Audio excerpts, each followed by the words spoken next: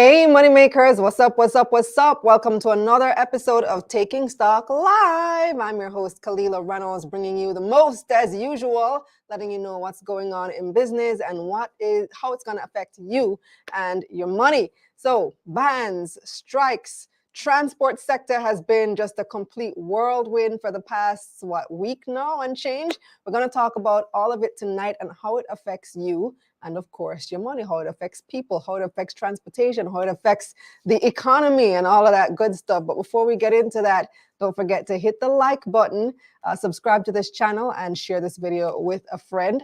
And of course, let me know in the comments where you're joining us from, what part of Jamaica or what part of the world. Let me see in the chat who we have tonight.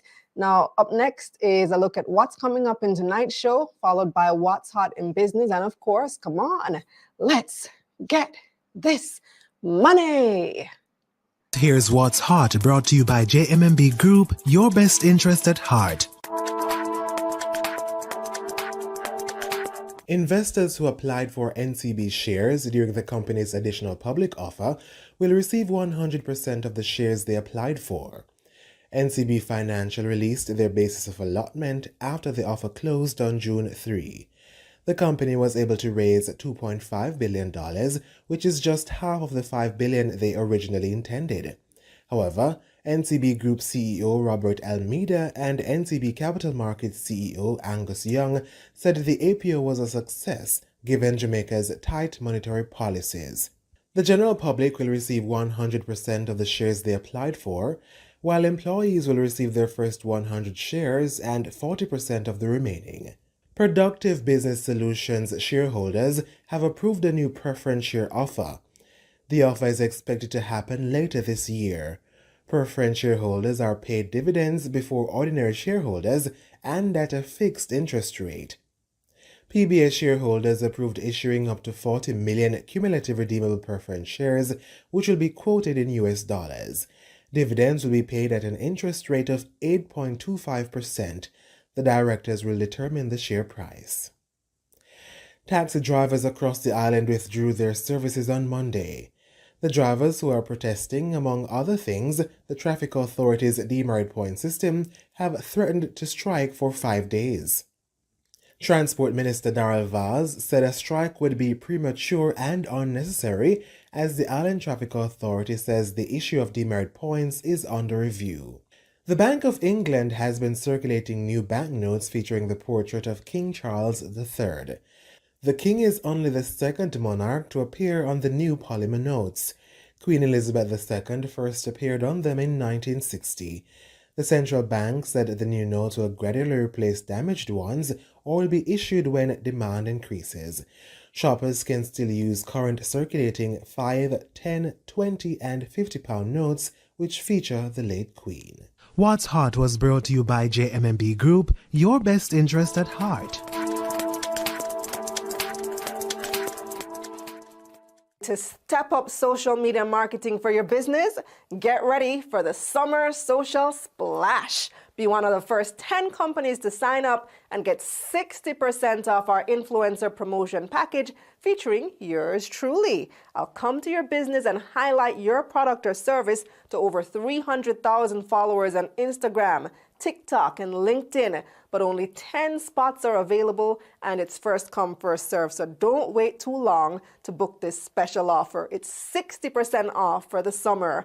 Contact business at moneymediaja.com or call 876-498-6490 today. Let's get this money.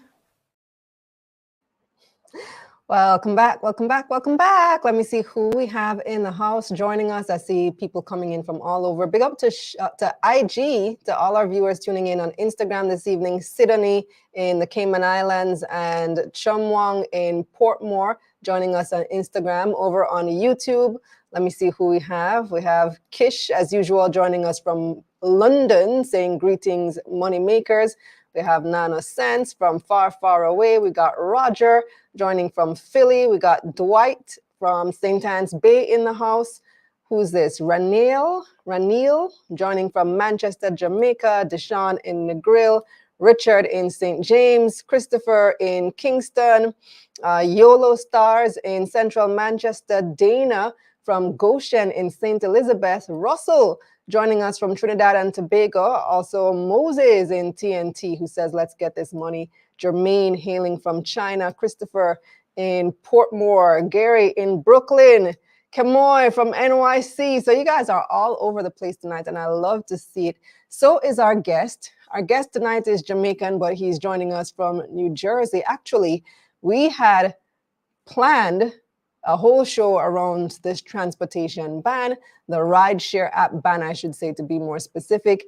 Minister Darrell Vaz was scheduled to be our guest tonight. He is the Minister of Transport, and he unfortunately had to cancel about 2 hours ago because he was called into an urgent meeting, presumably around one of the things that's going on, because we know a lot is going on in transport this week.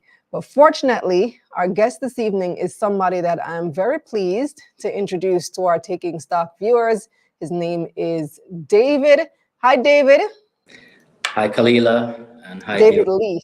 Forgot to say your last name. David, you're in New Jersey tonight. How is it over there? That's correct. It's actually very nice weather now.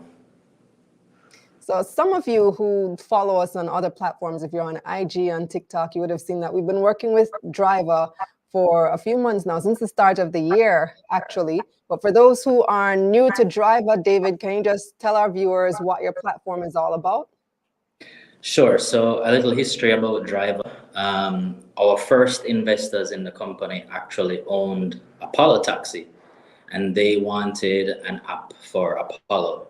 And when I became involved, we started the first versions of the first version of the app, which we've been developing since 2020, actually. But at the heights of the pandemic, people weren't taking taxis. Everybody was staying home, working from home, but a lot of delivery service was required. So grocery delivery and food delivery. We actually got into, got operational as a courier business during the pandemic and grew from there.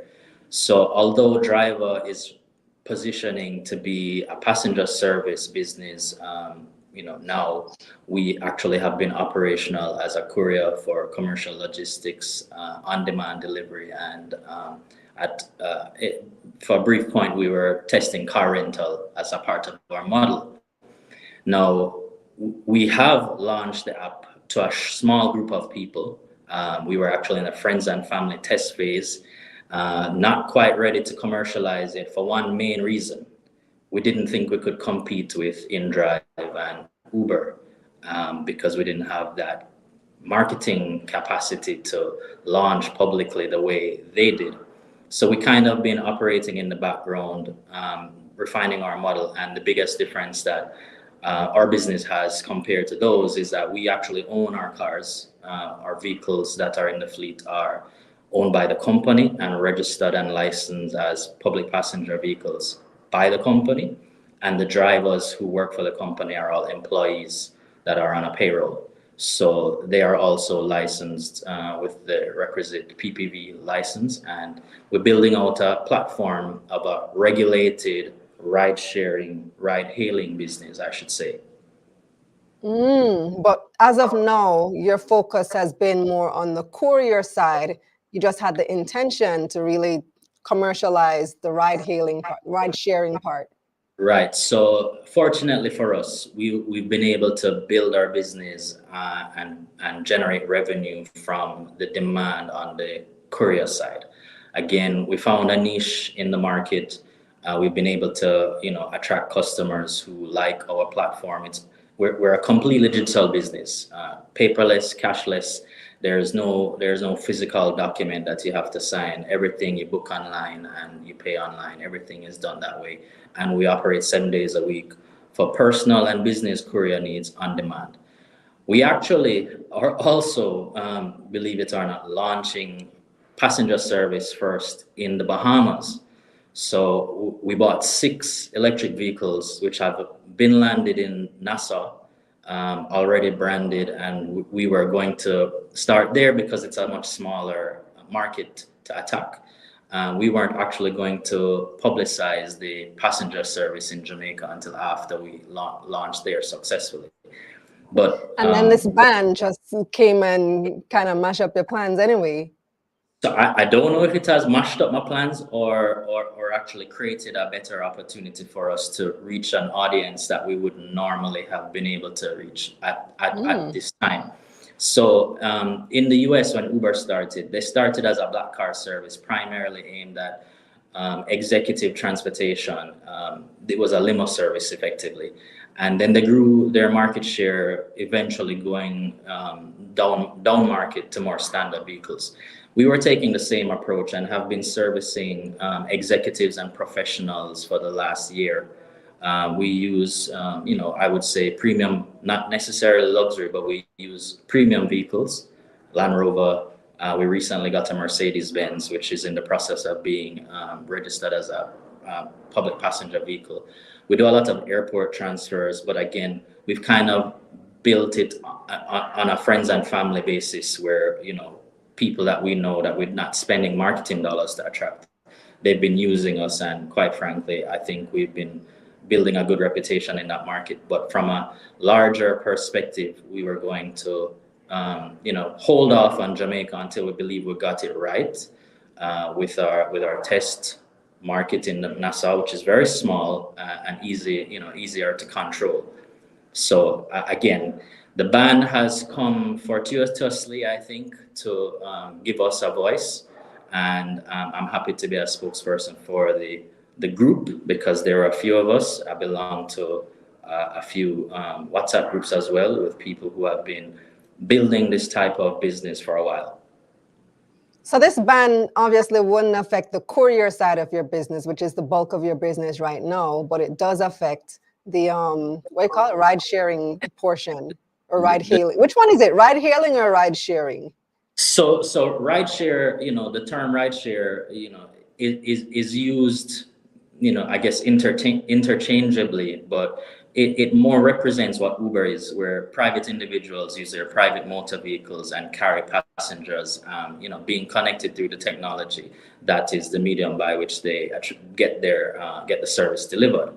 But ride hailing now doesn't necessarily involve private individuals. I would say we're ride hailing because really you're using the technology to hail a cab.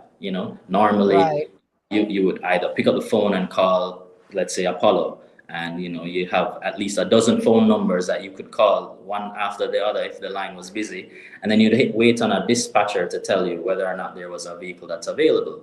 Now with this, the advent of technology and what we've built, obviously you cut out the middle person and you can use your device and see for yourself if there's anything available and be able to know the price and the time and everything, and then just hail a cab is effectively what is happening.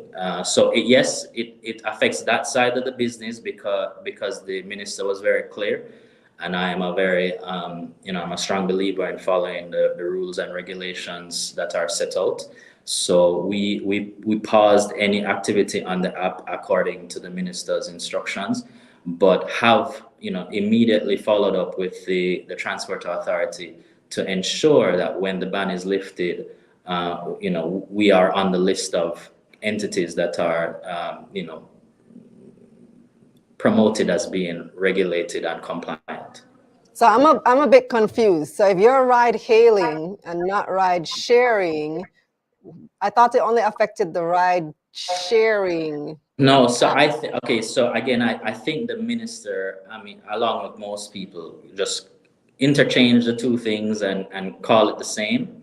But let's say by distinction with InDrive. InDrive, we know for sure, is not based in Jamaica. 2, does not have any vehicles that they control. And 3, the drivers are people that can just sign up with just a picture and a picture of themselves and a picture of the driver's license. No further background checks. Now, there are a lot of things that can happen, as we've seen, unfortunate things that have happened because you have no control over the quality and service delivery. We've taken the complete opposite approach where we have control from start to finish, from from the user experience to the driver experience to the overall experience. And so, we definitely stand apart from the rest, but because we use technology to deliver a service, we are grouped together, and as such, we are, doing as the minister said, and pausing our operation until they are satisfied that we have met all of their requirements. Is that a fair grouping though? Because I can't see, based on what you've described, you sound more like an on-time taxi or Apollo that you said that you built the app for, helped to build the app for, as opposed to Uber, Lyft, InDrive. So is it fair to lump you all together? Meanwhile, Apollo, On Time, and so on get to continue operating? I might plead the fifth on that one in case the minister is watching, but I understand why some action needed to be taken.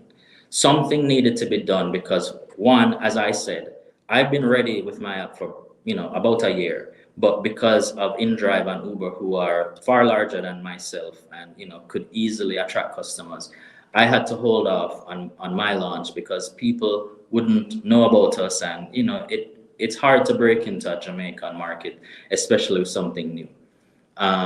But we saw where that was being abused, the Uber and the InDrive, and there were others as well, but those are the two primary ones. And abused how? Meaning they could operate without being sanctioned.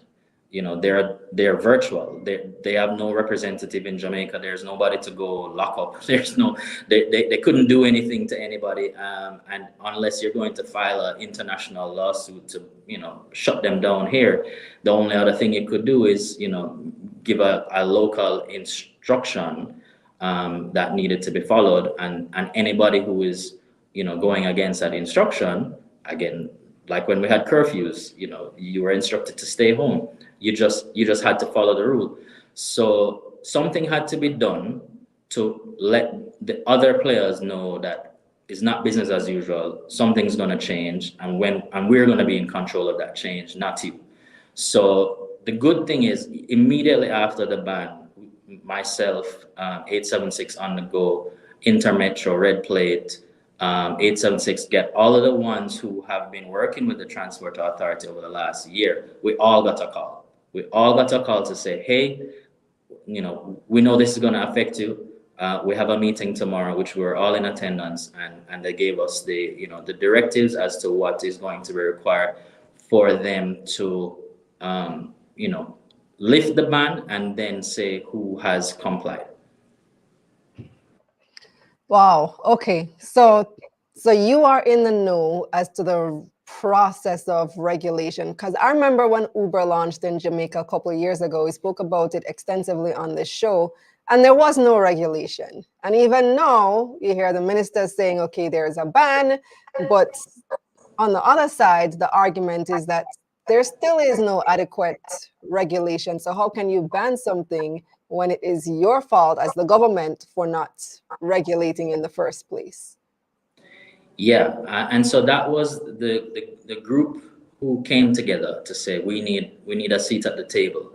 We went to we had discussion with the managing director. At the time, the minister was Audley Shaw, the Honorable Audley Shaw, and we put forward our the things that we thought were necessary in order to create a regulatory environment. Because the truth is, the Road Traffic Act, especially the new one, doesn't contemplate some things that are going to be necessary. One thing that is just glaringly obvious: if we are going to allow ride-hailing apps to operate and the drivers who use those apps to respond to passenger requests, you're going to have a phone actively in use during a trip. Now, currently, that rule is, that law is a very serious law, and you can be ticketed, and we all know what the ticketing can lead to. Now, something like that has to be changed in the Road Traffic Act, and other things included, like what type of red plate you have. Right now, there is you have route taxi, you have hackney carriage, and you have contract. And so if you don't want your vehicle, if you have a nice luxury vehicle and you don't want it to have that yellow and black checker all across it, there's only one type of license you can apply for, but it's very restrictive, and it does not contemplate smaller motor vehicles. In most cases, it's only allowed for large carriers like buses, because again, a lot of these things were written when they thought they knew what the service was and what it looked like, only what it could look like only as a tourism service where you're chartering a bus, that cruise ship comes in, or an airport transfer, and it's just buses. Nobody contemplated a type of VIP licensing, which is really what was missing, which is what we're trying to offer.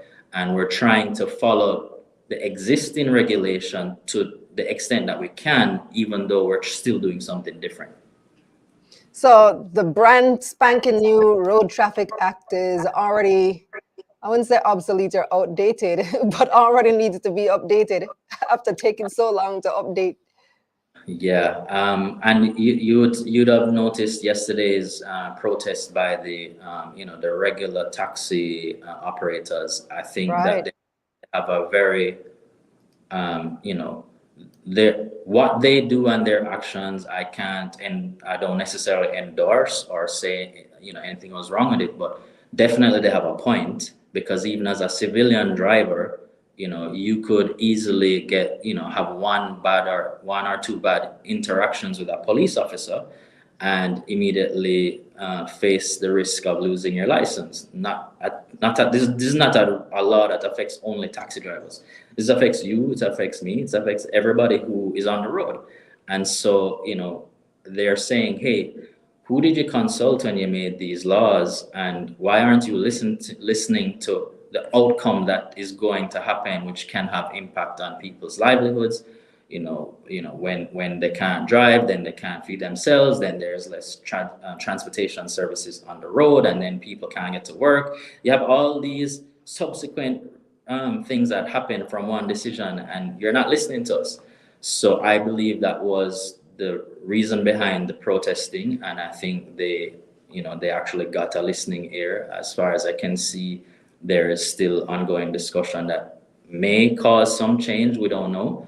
But again, not every taxi driver is an unprofessional, uneducated person, as what others might stigmatize them as.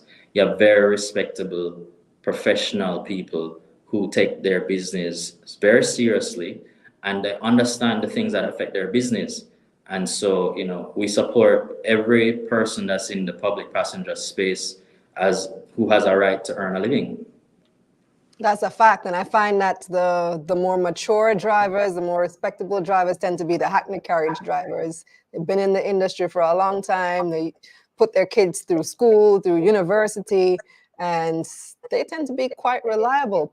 But David, you have put forward a proposal as to how the foreign companies, specifically Uber and InDrive. I didn't know InDrive was foreign, by the way. I thought it was Jamaican this whole time. But you put forward they're from Russia or one of those European countries. Yeah, they're one of those. They're in like 200 countries. Really? And the name actually, every time someone new pops up, I do my research, right? So there have been a few in Jamaica who have come close to launch or actually launched and never stayed afloat. InDrive specifically stands that the original name was Independent Driver, from one of those European countries. Again, a small startup, and they took advantage of an inefficient transportation sector and grew out of that. But again, similar to Hugo, who came into Jamaica and spent a lot of money, to launch big. It was just a marketing campaign that was able to garner a lot of users and downloads. And that drove the demand, and that the demand therefore meant that riders could sign up and make money. It's the same thing that came in, and they just spent a bunch of money in the first year or first few months, got a lot of demand, and then signed up drivers. If you notice, you will still see InDrive, up to recently, you would still see some InDrive advertisement, but not as much as when they just came. So it's one of I see those. them all the time on whenever I'm playing games, their ad Yeah. pops up like in game, and they have the billboards up as well. So they're Okay. still spending money here. Yeah. But But I had no idea they were Russian. yeah, one of those European countries, maybe not directly Russia, but in that area. That explains the ad spend, the marketing spend. But what I was saying, so you've put forward a proposal for how these foreign companies can potentially operate in Jamaica. What's your proposal, David? So it's my proposal, and it's strictly my opinion, which I shared, through the means I could find to share it with the relevant people, is that the foreign entities who want to do business in Jamaica should be made to partner with a local entity that acts as a third-party management service, right? So, for example, many smaller islands protect their industries by making foreign entities partner with a local company so that there's not only money that stays in the country, but also there's some learning and shared expertise that will translate throughout, other enterprise. And so similar to how airlines code share, right? So you have international airlines like American and United. You'll buy a ticket from one starting point to an ending point, but then you see that one of the legs of that trip is actually operated by another airline. And in most instances, that's the national carrier of the destination, right? So you're going to pay United or American Airlines the total sum that's due for the airfare, but part of that trip is going to be effected on, another carrier, and that carrier earns income from the fare, but is the one providing that leg of the service. So we know that Uber is a global company. They are operating in all around the world. So they're going to bring foreign spenders to Jamaica who are going to stay on the Uber app because that's what they know, that's what they trust, and that's what they believe will give them the service that they expect.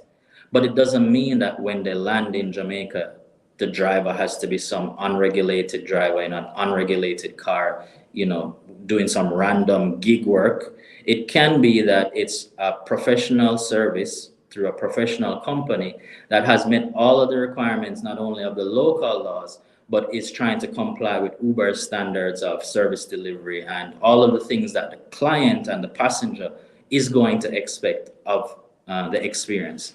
So my proposal was that the Ubers and the Lyfts and the likes that want to come should be made to partner with a company like mine. Doesn't have to be me. I'm not saying it has to be me, but there are others like me who have the cars, the drivers, the training, the knowledge of compliance, the ability to track cars, the ability to track drivers, the ability to screen, the ability to respond to customer requests, and all of those things that even though you're using a phone, it doesn't mean that you have to eliminate all of the service elements that can make that experience safe, comfortable, and efficient. Well, why do they really need you as the middleman, though, David, or somebody like you as the middleman when they can simply recruit drivers on their own and they have their own internal standards? Passengers can rate drivers, drivers can rate passengers, and so on and so forth. So remember, there's a regulator that's involved. So either the regulator is going to open an office and a branch to specifically, which again, I'm speaking on my own behalf. I've not had any of this discussion with the Transport Authority. I try to share the opinion, but if you don't put a middleman, you're going to put the entire strain on the Transport Authority to handle the regulation. You're going to put the strain on the Transport Authority to deal with someone from there to say, hey, how many drivers do you have? Are they all up to date with their badges? How many vehicles do you have? Are they all up to date with the licensing? When you have a company that's already doing it all day, every day, because that's the nature of their business, that can be a middleman to say, well, these are, okay, for example, Juta, I'm just going to use an example. Juta is a membership. Juta is an organization that's made up of individual members. Some people have one vehicle, some people have multiple vehicles, but Juta as a body is the body that represents Juta to the Transport Authority and represents Juta to the hotel sector, the tourism sector, all those things. And so they serve a very similar purpose in the space. So it's not a new concept. This is a similar concept. You're just saying, well, we're in a new world now, new age, new industry. There's technology. There's things we don't understand. There's best world, first world practice. There's things that somebody else who is commercially driven to ensure that these things are followed will keep everyone up to speed, up to date, and in compliance. Shell says that's not a bad idea. Some protection for the local industry. I have a couple of questions from our viewers as well. Deshaun wanted to know, why aren't the cars used in ride-sharing services? Why don't they have a red plate? Okay, so again, even if I wanted to serve the entire country over, eventually, can't do it overnight, right? So there's an element of scaling the business that has to come into play. Now, what Uber did and what their business model was over in the US specifically, because the laws did not prevent it from happening, is that, okay, I need to satisfy all the trips that are being requested. I need to have at any given time a minimum of 50 drivers on the road in this particular area to make sure that, you know, a ride is never more than 5 minutes or 10 minutes away. That in America, it's okay because I can jump in my car and work for 3 or 4 hours and then move on, and then, you know, somebody else will take my place and I'll meet the demand that's required.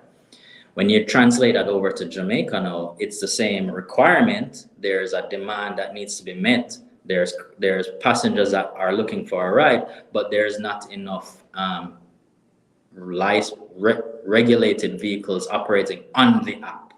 So in order to offset what is lacking on the regulated side, they say, okay, you, Mr. Civilian, with your vehicle that is costing you $80,000 a month in car payments, come and make $30,000 to $40,000 a month carrying passengers. The problem is our transport laws specifically prohibit that from happening. You can't use a privately registered motor vehicle to carry a passenger for a fare.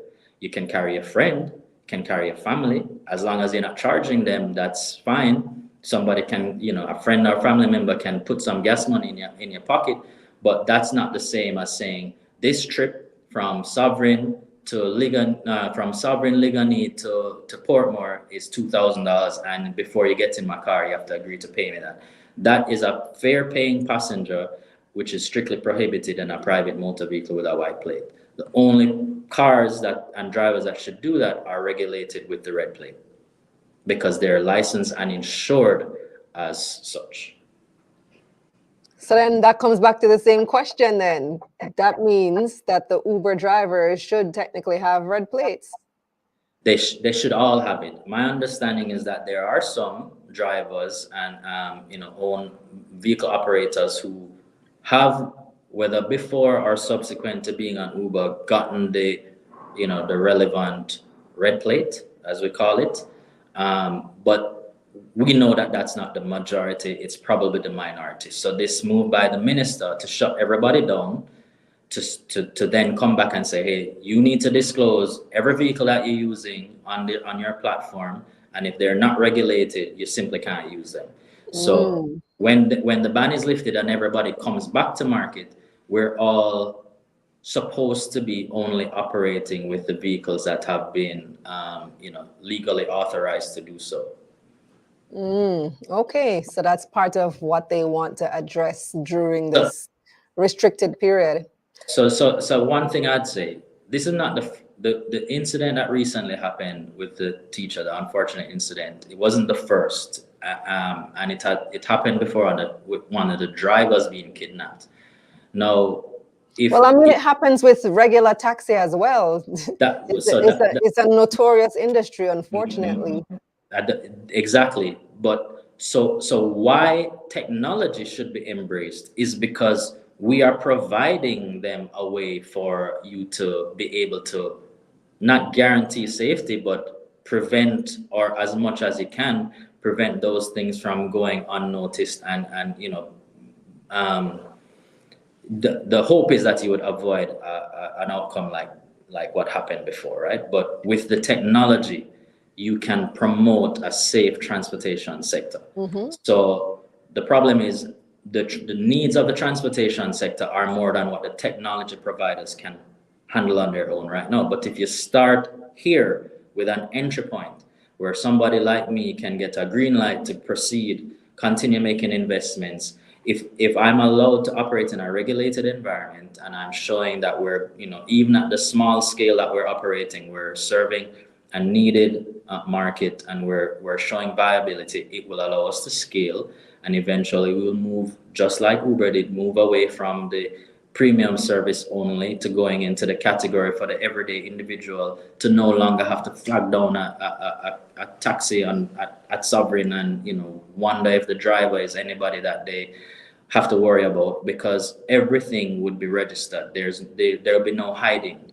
You know, there would be a system by which the drivers would be vetted, and if they went off track, you could immediately shut them down. Absolutely. I've always thought that these types of apps make transportation safer, and I like the technology being used. Now, before you go, David, you mentioned earlier, we kind of skated over it, your rollout into the Bahamas. Tell us about that.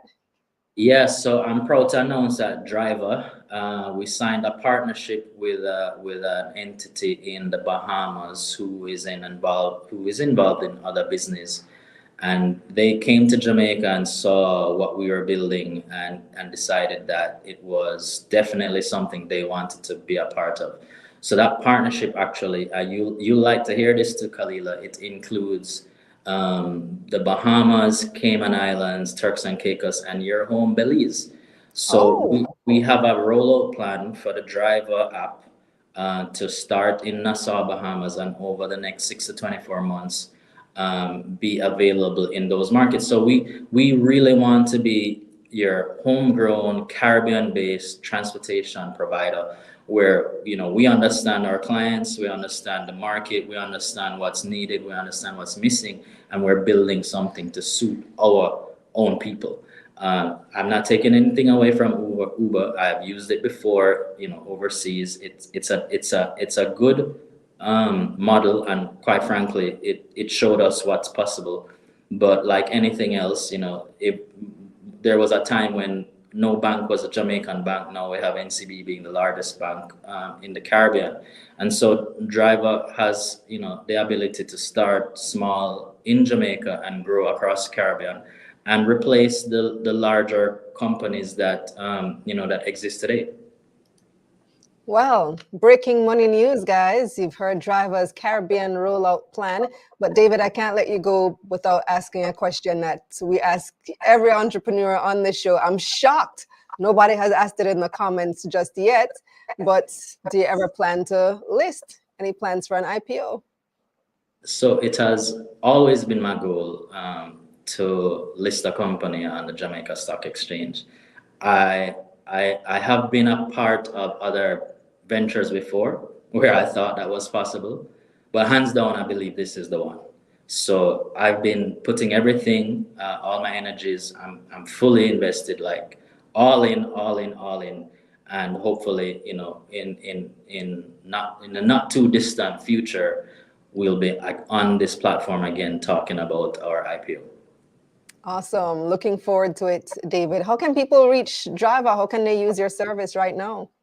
So we have, I still like to promote our business of the delivery business, which is dryva.online, dryva.online.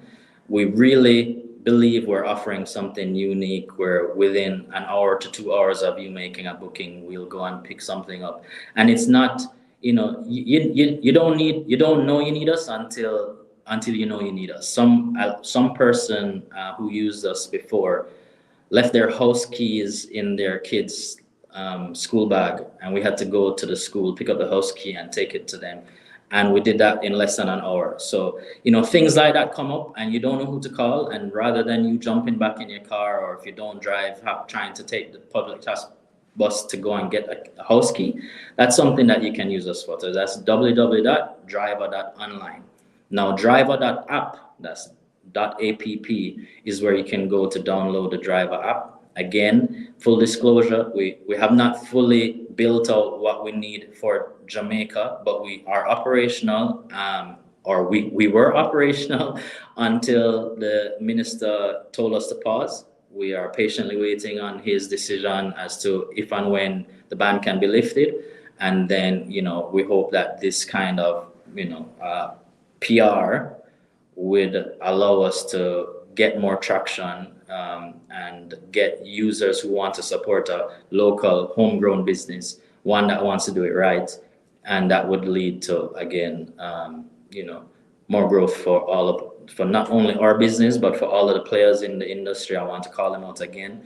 876 On The Go is like, a company I respect a lot, because they started very, very small, and they're really growing. And I would encourage you guys to use that service when we're allowed to go that way, over the foreign apps, because again, there's nobody locally in Jamaica controlling those foreign things. Yes, you have some Latin American market manager, but they're not on the streets. They don't know what's happening there.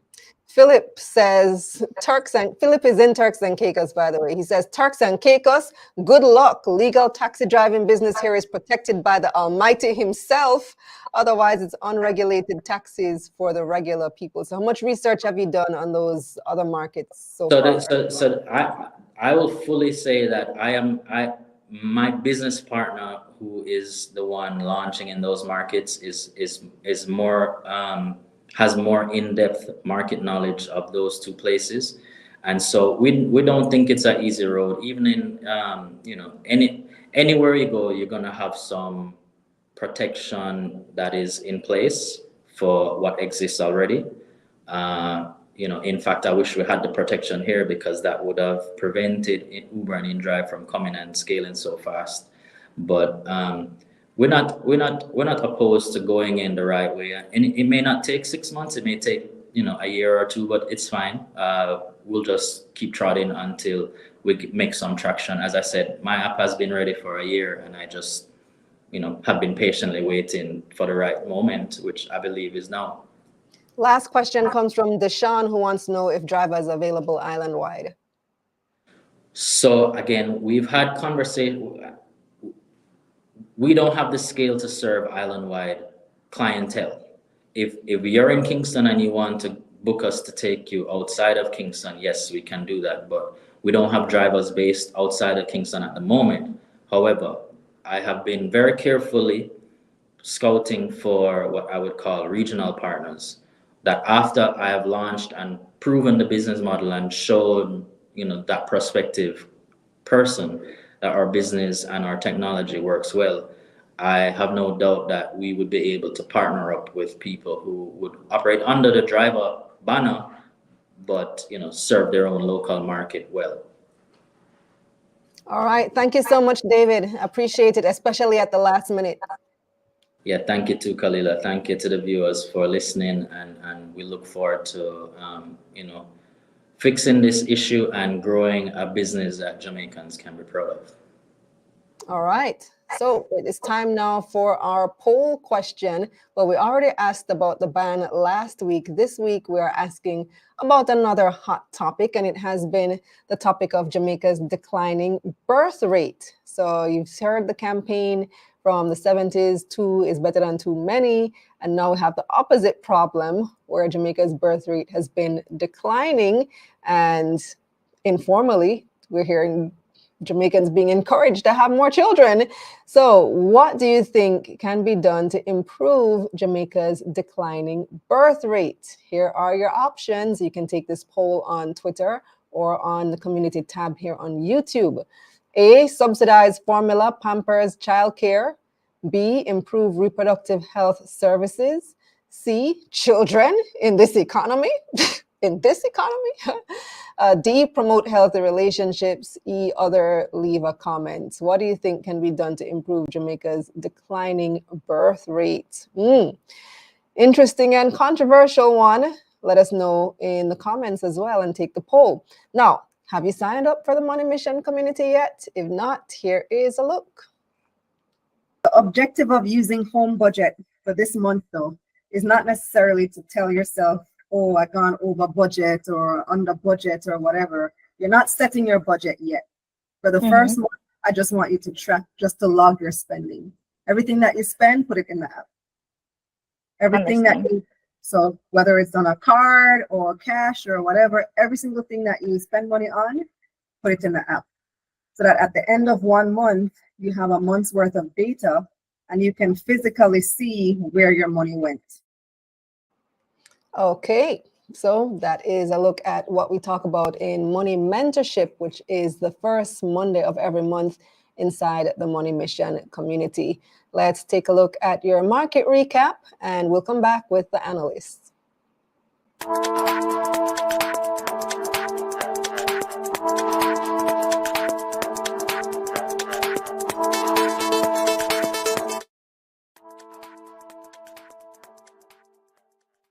The JSE Combined Index lost 2,000 points last week, or about 1%. 124 stocks traded across the main and junior markets for the week, ending Friday, June 7, 2024. 46 made gains, 70 lost value, and 8 stayed the same. 100 million shares changed hands on the Jamaican dollar market, valued at $393 million.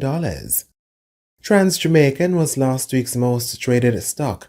It took up 28% of market volume with 28 million shares trading. The stock lost 6 cents to open the new week at $3.15. Wigton traded at the second highest. The stock lost 2 cents to open Monday at $1. And the lab rounded out last week's most traded with 7 million shares changing hands. The stock gained 32 cents to open Monday at $1.71. Now let's see who had the biggest gains for the week. The lab was also the market's biggest gain, up 23%. PBS 9.75% cumulative redeemable was the week's second biggest gain, up 11%. And MFS Capital Partners was up 10% to close the week at $1.19. On the losing side now, PBS was the week's biggest loser. The stock lost 25% to open Monday at $1.28. Everything Fresh had the second biggest dip. The stock lost 16% to open the new week at $1.51. And Margaritaville Turks USD lost 15% to close the week at 9 cents US. Over on the Trinidad and Tobago Stock Exchange, the composite index lost 22 points or 2% last week. Massey was the most traded stock. The stock lost 10 cents to open Monday at $4.08 TT. Endeavour Holdings was the biggest gain of the week. The stock was up 11% to start the week at $16.70 TT. And on the losing side, Trinidad and Tobago NGL fell 9% to open Monday at $6.99 TT.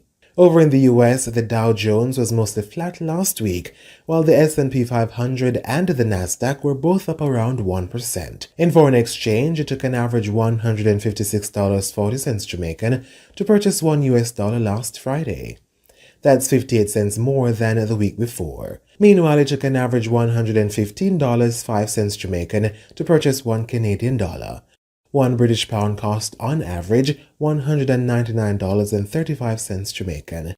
And finally, you could buy €1 for $171.61 Jamaican on average. Finally, on the crypto markets, Bitcoin prices were down 2% over the past 5 days, trading at $69,414 US on Monday. Ethereum prices were down 5%, trading at $3,677 US on Monday. Do you remember when this happened? Are you interested in using your formula to mentor a group of people who would be able to replicate it to the mass of young interested adults? So lots of people asking if you would be interested in mentoring young Jamaicans right now. 100%, Kalila. So I make you a deal, Kalila. You put together the forum and I will turn up. Well, since then, Michael Lee Chin has mentored 20 people right here on this platform, and we're sending out the call for 5 more. What would you ask a billionaire investor and entrepreneur? Michael Lee Chin is joining us for one more time for the final installment of Ask Mike on June 24. Prepare your questions because we'll be opening applications soon. And remember, members of the Money Mission community will be at the front of the line, so head over to join. Click the link in the description to join the Money Mission community. Let's get this money. Disclaimer: this is not intended as financial advice. Please consult a licensed financial advisor before making investment decisions.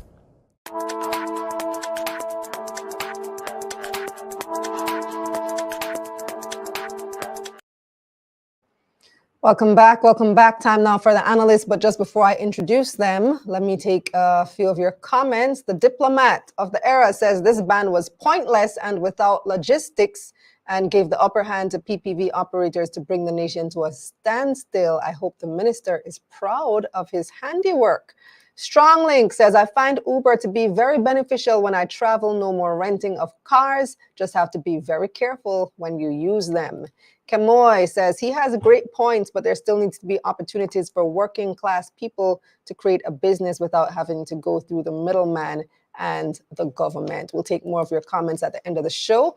At this time, let me introduce our analyst panel. We are joined by Clive Charlton, who is an equities trader at JMMB, and David Rose, business writer at the Jamaica Observer. Welcome back, Clive and David. Night, Kalila. Night, Clive. Hey, night. Thanks for having me again. All right.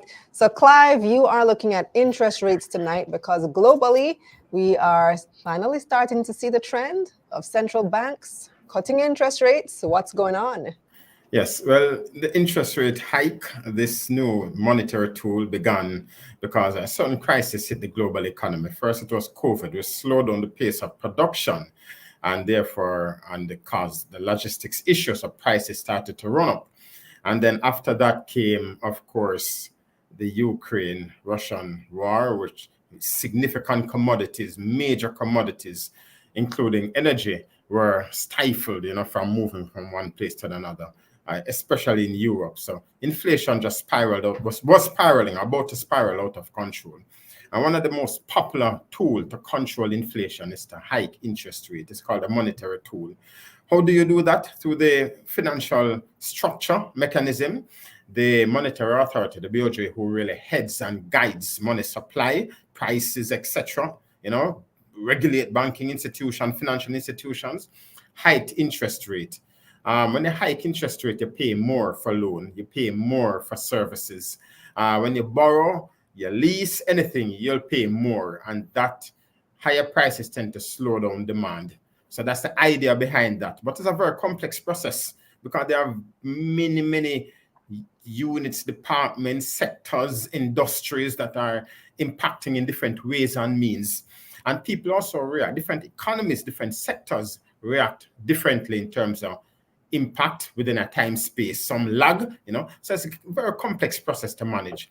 So over the last years, we've seen inflation rate in many of the major economies, especially Europe, England, Euro, the United States, very high. And they use the policy rate, or what we call policy rate in Jamaica, what the US call the Fed rate, or what is called the base rate in many economies. That is the most basic interest rate, how financial institutions borrow from the bank, the national bank of each country. And that rate goes up. It means that banks will off-lend money to their end users, to you and I, businesses, at a higher rate. So they use that as one of the basic tools. There are many other monetary tools, but that is the most basic ones. So they've done that over the years to contain inflation, and it has managed in some quarters, especially in the European Union, in England, in Canada, and in the US. It has managed to somewhat slow down demand, slow down economic activity somewhat. The US has a very robust economy. And by doing that, prices have somewhat tempered, right? And prices in certain areas. And once that is, bringing down prices is not just a one-off thing. It has to be over a period of time. It has to be stable, and it has to be in a space where it can be controlled and monitored or influenced by the monetary authorities. If it runs out of control, we're in problem, you know. So once it is in that space, then the monetary authorities can begin to lower interest rate. That is, increase the money supply. By lowering interest rate, people can borrow more. So when people can borrow more and spend more, the money supply increases, and that helps to spur economic activity. But Right. it must So, be. who's setting the trend right now, Clive? Because there have been some moves recently to lower rates globally. Who's setting that trend? Well, the European Union, of all the major economies, in fact, Japan had begun slightly increasing interest rate, but they're coming from a negative interest rate, right? Where demand, was just not sufficient to move the economy. So they're slightly different. But the European Union, coming out of an inflationary period, just recently dropped interest rate by 25 basis points, or what we call 0.25%, right? And that is expected to stimulate the economy. Canada also has increased interest rate, but they are a little increased or reduced? Sorry, reduced interest rate. But their economy is slightly not in the problem that the US economy is in. What impacts us mostly, though, is the United States rate. We're closely linked to the US. We trade with them. Trade meaning physical merchandise, goods. We export largely to them. We depend on tourism, remittances, so financial transactions with them. And also our money, capital moves quickly and easily because of our correspondence banking relationship. It's easy to move money to the US. So the fear is that if the US interest rate is higher than ours relatively, then we may see a lot of Jamaicans who, incidentally, what I learned probably a year and a half or two ago, is that I think upward to 47% of all savings in Jamaica is in hard currency, particularly US dollars. So it means that easily these persons can move money to the United States and therefore cause a capital drain here and perhaps further inflation. Much. So that is why we have to wait sometimes upon the US or kind of match or predicated on the movement in the US interest rate. That is significant to us. Not necessarily the euro, yes, Canadian, yes, but the US. 62% of our trading activity are with the United States of America. Much, much lesser on the England, the European Union, and Canada. I don't know. Did you see our interview with the BOJ governor, 2 weeks ago, Clive? Did not see it, yes, but I've seen a few others where he had spoken about various things that impacts monetary policy and the broader economy, yes. Yeah, so we were asking him outright, when will you reduce interest rates? And he, didn't really want to give a commitment or a timeline. But I think, if I remember correctly, he said he expects it within the year. If I remember correctly, I hope I'm not misquoting. You may have heard correctly. That is the thought or the words being bandied around, that by year end we may see some movement in interest rate. It might be very small, maybe negligible, but enough to translate right throughout the economy. But as I indicated, we are fairly stable. I think Jamaica was perhaps up to 3-4 years ago in a better stead than the US. There was still, the hotel sector was doing well. Remittance was hit for a while at the peak of COVID, but recovered quickly by 2021, 2022. Our bauxite sector was just reviving. Our agricultural sector was doing fairly well, fairly okay. So we were in better stead. And I think we implemented our monetary tool, raising interest rate, I believe, earlier than the United States. So we had a handle of it.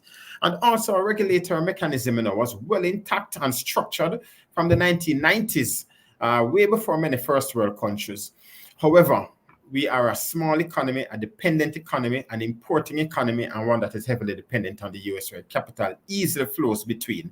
So we still have to be, very aware of where their interest rate is, so we can, at least make some decisions on ours.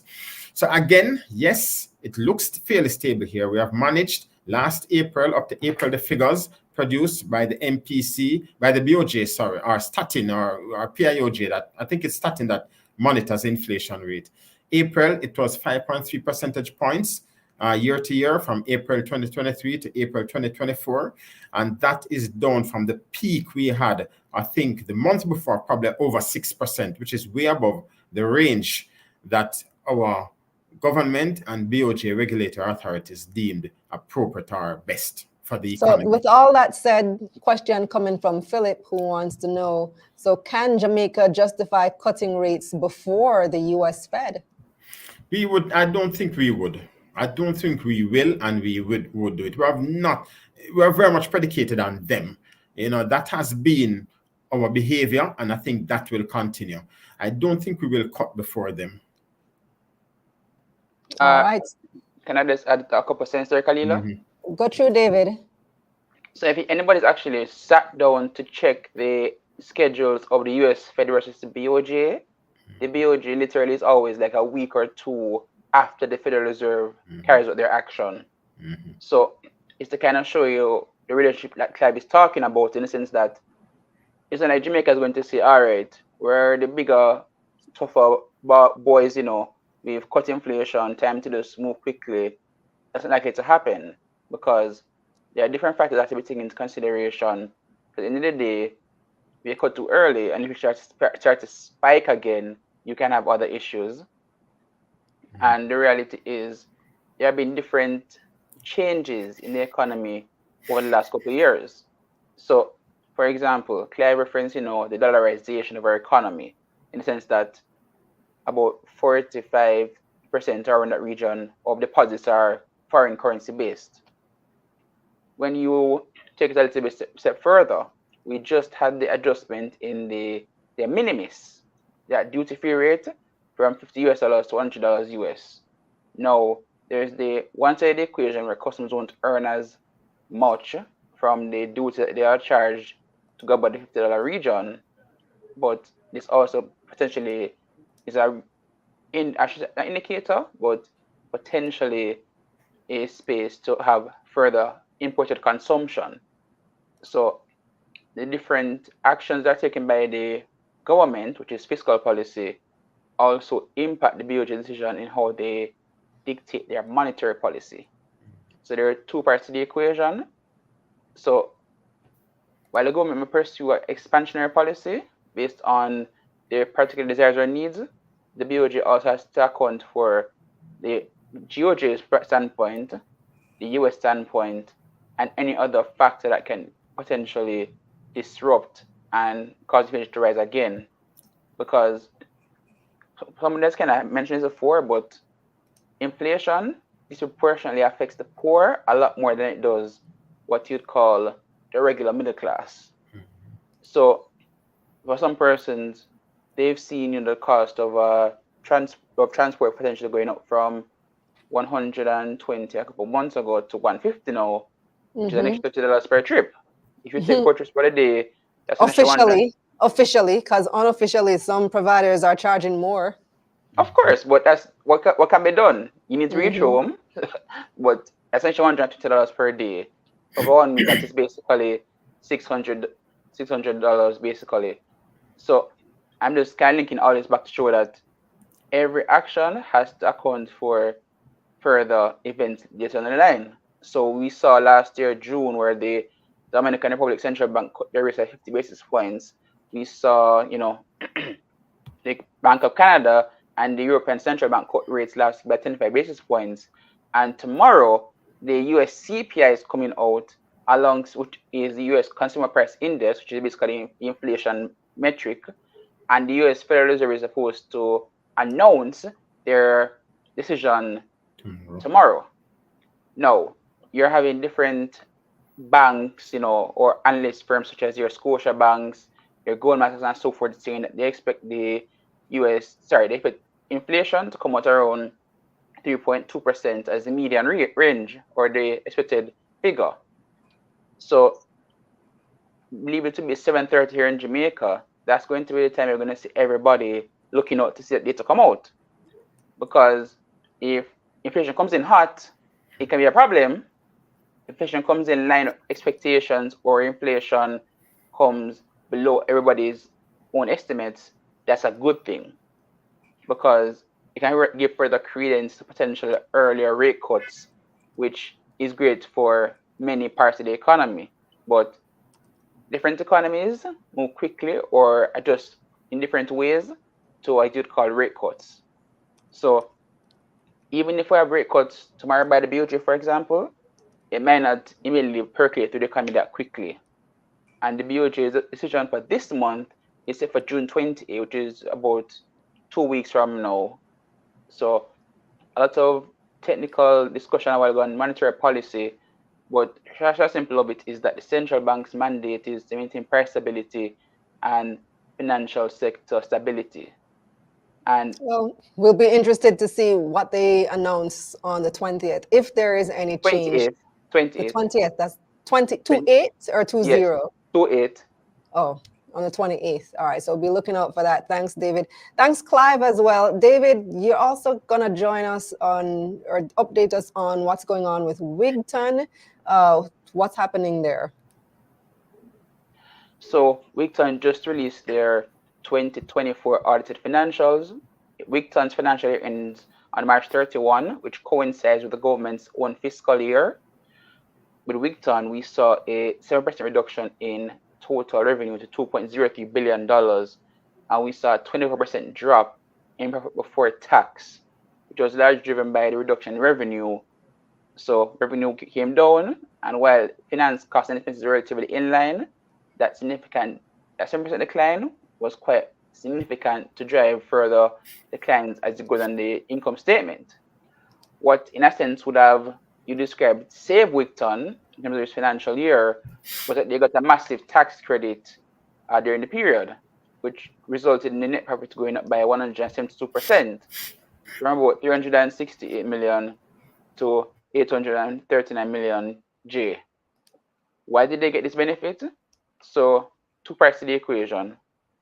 Wigton would have been a subsidiary of the Petroleum Corporation of Jamaica prior to coming up with a listed company in May 2019. They made a claim to TAJ. They finally got that approval. So that's where they got that, recoverable amount back, which they're able to add as a tax credit to their income statement. And Wigton also benefited from the clarification in the tax rate that independent power producers like themselves actually are charged for their operations. So Wigton's audited financials last year came out pretty late, like 2 months extra late, like in July. And one of the key notes that was there was that they were, haggling with TAJ to determine should they pay 30%, which is the rate that regulated companies like your banks, JPS, and other entities pay, or should it be the regular 25% that everybody else pays. So for 2023 period of Wigton, they were charged the 30% tax rate. For the 2024 period, they were charged the normal 25% rate. And we also heard the finance minister, bring that point across in Parliament in his March budget debate. So there was relatively lower production, and that tax credit is really what, saved Wigton's bottom line. But on a more significant note, we saw last week on the JSC that Wigton made a disclosure about adopting a new trading name. So for those who don't know, a company might have a particular registered name, but they have a trading name that persons know their business for. So for example, Trust Consultants Limited, this is a company that's a registered name, but they trade under the brand of Apex Radiology. So Wigton has, adopted the new brand name of Wigton Energy. So company's registered name is still Wigton Wind Farm Limited, but we adopted a new brand name, in a sense, or trading name of Wigton Energy to reflect their greater diversification or focus into energy-related projects. So we shouldn't forget, Wigton, has these different joint ventures with IEC Limited, not necessarily the one listed on the JSC right now, which is formerly Subsidise Group Limited, was IEC SPEI DBA Limited, which is associated with former director. Apologies, I just remember his immediately off the bat. I have to just check. Sir Nigel Davey. he resigned from Wigton recently. I think it was April. And Wigton also just has a new leader or new CEO, Gary Barrow, who was a chief operating officer of JPS for about probably 6-7 years and retired last year. So Britain has had a good number of changes recently. So having a CEO now, adapting a new brand name, they are pushing more in towards those other energy projects.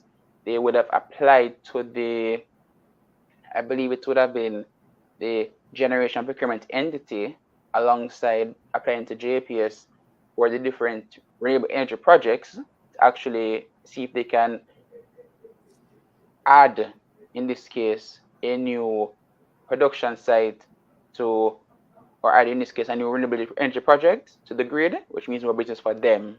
And back in February, they actually signed an addendum with JPS to extend Wigton Phase 1 by 3 years. So they're going to try to repower Wigton Phase 1, but they extend that agreement for 3 years because Wigton only has one customer, which is JPS, which makes sense, but just highlighting that single point. So it's a pretty interesting year for Wigton, but reality is have a bunch of cash. They have I believe it's almost an acre of land out at Ferry Pen, the same area where you have Fesco and Tropical Battery. That's practically area right there on Ferry in St. Andrew. They have a piece of land right there. They're eventually planning to develop. They have a stake in Flash Holdings, and they're doing these joint venture projects with IEC. So have a couple of things going on. Haven't actually heard the new CEO speak at any new development or pronouncements as yet, but it should be interesting to see what is the plan going forward, because in the case of Wigton, which is an IPP, they cannot just go and find a piece of land and set up a wind farm. That's not how it works. They have to actually win a bid from the GPE, Generation Procurement Entity, in order to actually start a new phase of renewable energy project. So if Wigton actually wins that project this year, they can start to work on a new project, and maybe by the next 2 years that comes on stream. When do we expect a decision on that project? Later this year. So nobody can get more than 50, I believe it's megawatts from that bid, because 100 megawatts up for available, and that's with the GPE. And that should come out later in the year. So the bids were unsealed back in April, and now it's just going through the technical process to see who should get what amount of energy to put to the grid through renewable energy facilities. Okay, well, we'll count on you to bring us that update when the time comes, David. Before you guys go, David and Clive, did either of you pay attention to Omni today? They had their first day of trading on the JSE. So I followed that. It was pretty weird in the sense that Omni had 766 shares trading at $1.25, which is where the stock halted up. Like, whenever IPOs happen, actually track the stock when it opens and see how much money was there, going for the stock. So, you saw 760 trade at the market open, out for an hour, and about 3,086,000 shares, were traded for the day. Pretty good showing for the first day. And we also saw where, there was significant buying pressure in the buy side of the queue, and relative sellers in the selling and the sell side of the queue as well, which is a relatively good sign, because it means that some persons can look forward to their usual probably 100% or even 60-80% gain on IPO, because some persons that's a major win for them.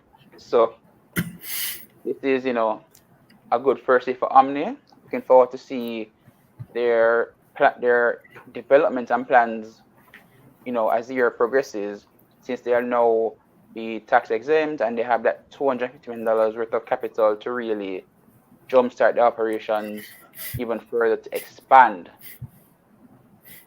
All right, so we have some comments. Natoya says, Omni is off to a great start today, 30% gain in 1 day. Love to see the positive market move. Adding that Omni buy queue looks good and happy to see the sell queue is not packed. Then we have Christopher saying it will be interesting to see how Omni closes out the week. Well, Anything to add on that, Clive, on Omni? I don't know if you were paying attention. They had their first trading day today. Yes, they opened today. This is interesting. Well, inflation is tempered. We have seen since the beginning of the year several companies, including listed entities, raising capital, whether debt capital or equity capital, right? Equity Omni, IPO, NCB APO. We have seen MJE raising debt capital. MJE invest in companies already listed on the stock exchange, and they are raising capital to further. That is a positive sign that they are optimistic on the market and is raising billions of dollars. I think in excess of about $1.6 billion. Over time, they're going to put that in the market. So that is a little bit optimistic. Omni, yes. I think it's positive in the sense that one, interest rate has been stable. That is our monetary policy rate at 7% has been stable for the last probably year and a half or two. I think after a while, the market and prices are quite low. The market gets used to that. One, even though they are short-term instruments generating good return, they mature quickly. So people at some point in time will have a little excess cash before they can put it into the new short-term instrument. During that time period, they want to time an IPO for that. And I think they timed it appropriately. Right. So the industry that they are in is kind of unusual and new. They manufacture a wide range of products that are very important and critical, especially to the manufacturing and develop real estate sector, I should say. Right? So they have a lot of potential there. It's interesting though, what we have seen over post-COVID is that a few of the IPOs they perhaps went up about 10, maybe 20%, then fell back down to about 10% above IPO price and has more or less stayed there. It's interesting that this one has hit kind of a little slow. Pre-COVID IPO listing, the rapid increase we had within a couple of minutes of the opening, we didn't see that today. However, before the end of the day, it hit the circuit breaker.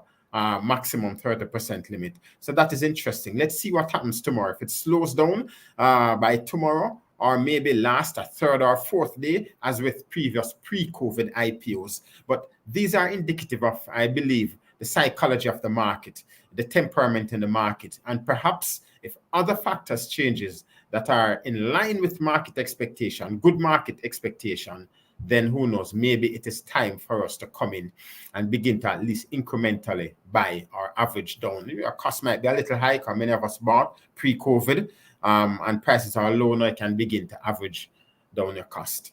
So Learn, Grow, Invest says, so the IPO market is back? I would believe so. I believe that there are quite a few companies. Interestingly also, there has been discussion about a new market, one that is smaller than the junior market, that accommodate smaller, maybe cottage type industry businesses, you see? So maybe carries a little bit more risk, but if that comes on the market again, it means that there's a potential for significant capital raise and for more investment opportunities. What I would believe though, is that with the higher interest rate, with all the short-term rate, if BOJ should ease out and the government should ease out of putting more papers on the market, then it means that there'll be a lot of cash in the system. It must go somewhere. So would like the stock exchange and perhaps with the assistance of the government and of course the private sector and entrepreneuring entities to have securities, that is equity securities, related securities, ready to list on the market to accommodate this. So therefore we can kind of push back inflation. Too much cash in the system, too few goods, we might run back into that inflationary thing. If we have a whole host of investment options for the market, then we can see that money going into investment, which is better on many fronts for the broader economy and, of course, the investing individual. So hopefully this year we may see more IPOs and more capital raise. One more thing, Kalila. David, we're way over time, Make it quick, please. So two things. One, this person said one, no, said two.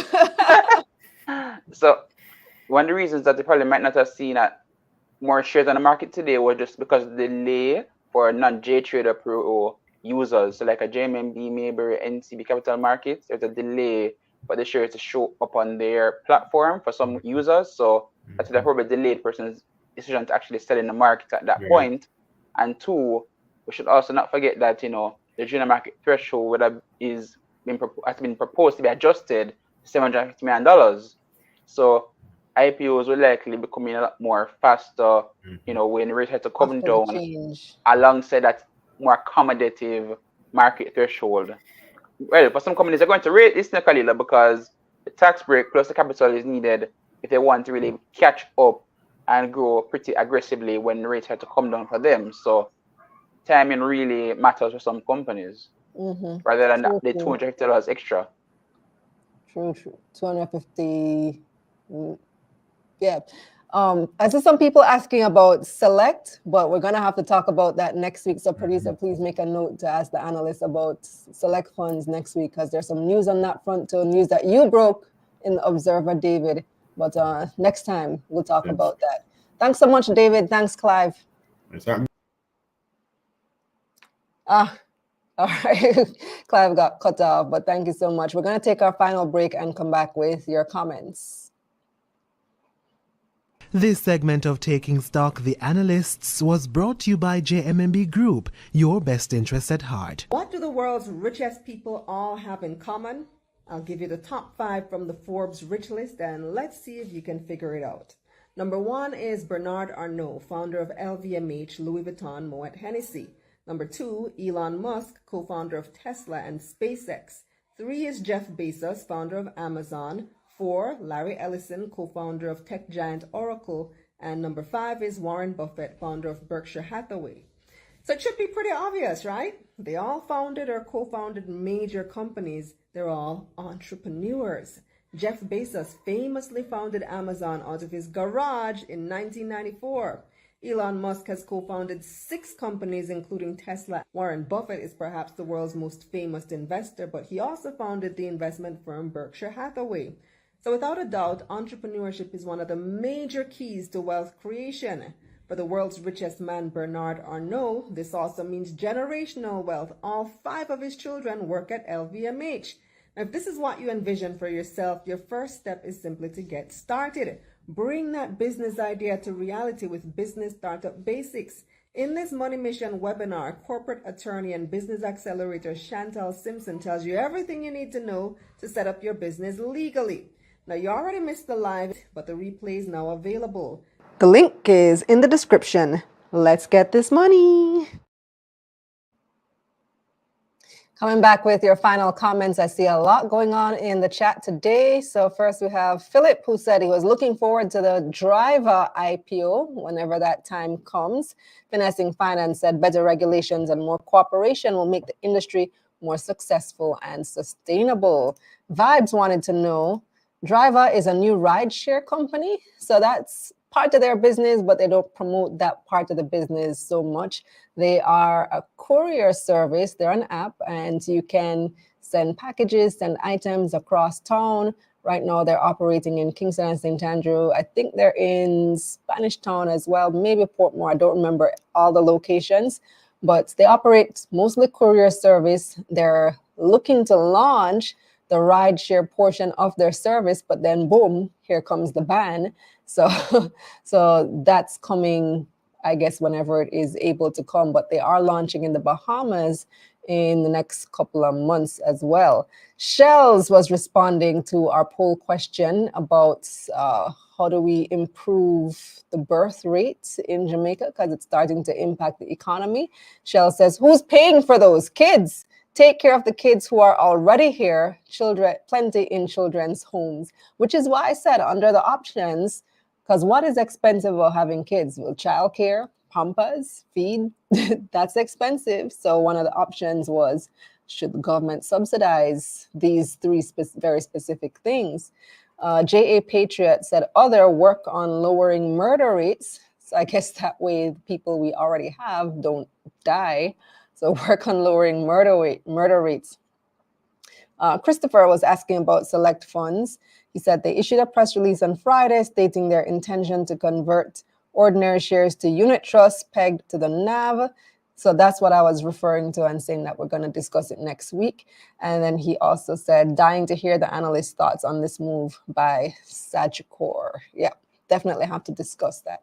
Strong Link said, this is in response to the poll question. The population is already too large. The country is an island with limited space, capacity running out to support housing, schools, hospitals, even cemeteries, producing too many non-productive people. We have Christopher. Christopher says, NCBFG took a nosedive today, closed below $60. Signs of the times. Note too that their APO, they only raised about half of the amount that they intended to raise. So not going to say anything more about that. Learn, Grow, Invest says next week should be fun. Next year, I think, will be a great year for IPOs. You speak it. Your lips to God's ears. Learn, Grow, Invest. Let me see what else we have. Roswell says the dividend on select funds is not bad. Stronglink says, Cal, the most expensive child expense is education. If you're sending prep school, if you're going public school, it's free. And you get free textbooks as well. And at the high school level, it's just the auxiliary fees, which will run you about, depending on the school, 30 to maybe 50,000 for the year, or at the very least for the term. So it's not as expensive as you think. College education, yes.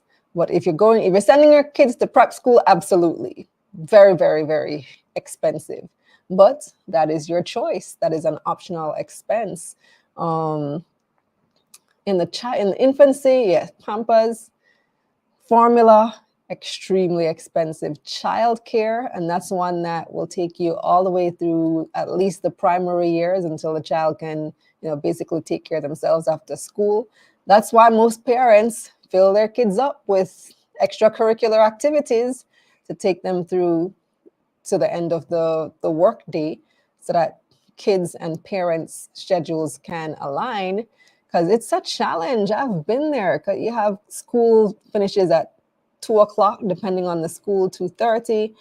But you have to be at work until 5, which means you have to either hire somebody to pick up your child and then have somebody watch them until you're home, or you have to leave work in the middle of your work day to pick up your child, which is terribly inconvenient and results, I would say, in a loss of productivity, because by the time you get back to the office now, your headspace is all different, because you've lost all of those productive hours. Now you have to get back into the groove again for the final hour of work, and it just becomes a challenge. So I think there could be incentives and subsidies for people who want to have children and are having children, if this is indeed a big service. Yolo asked if I have kids. Yes, I have 3.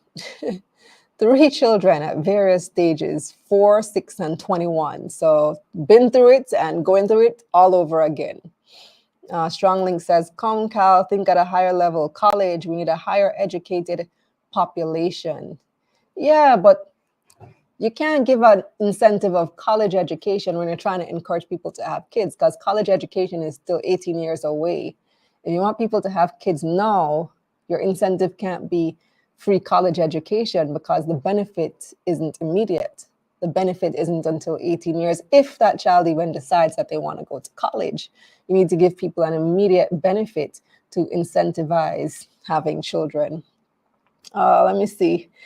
Ryan says, everyone worries about fees, but the problem is sustaining the relationship between mother and father to provide a healthy and safe environment is lacking. Life is a challenge. Absolutely true. One of the options on the poll was to encourage not more productive. What was the question? I have it in my thing here. Promote healthy relationships. That was option D on our poll. Shell says the same parents can't afford tax to fund the benefits. Shane says poor people generally have more children. Why would cost be the reduce for the decline? What? Why would cost? Not quite understanding that last part of your comment there. But anyway, thank you guys so much for joining us yet another week. Interesting discussions going on all fronts. Clearly, this is something we need to talk some more about. Maybe next week. Let's see what we have up our sleeve for the next episode of Taking Stock. I will be off the island next week. I'll be all the way in Belize, and then after that, I head straight to LA. First time in LA, so that should be fun. And then I come back here for your next Taking Stock, so 2 weeks from now. I'm not sure yet if I'm going to be hosting next week. I may host from Belize, but we haven't made that decision yet. So I may be seeing you next week. I may be seeing you the following week. Either way, I'm sure you guys are going to be in tune as always and keep us up to date as we keep you up to date with what's going on in the market. Thanks so much to our guests for this evening, David Lee from Dryva, David Rose from The Observer, and Clive Charlton from JMMB. Guys, remember to like the video, subscribe to the channel, and share with a friend. Subscribe to the newsletter at KalilaReynolds.com/newsletter. I will see y'all next time. Until then. Okay, go ahead now.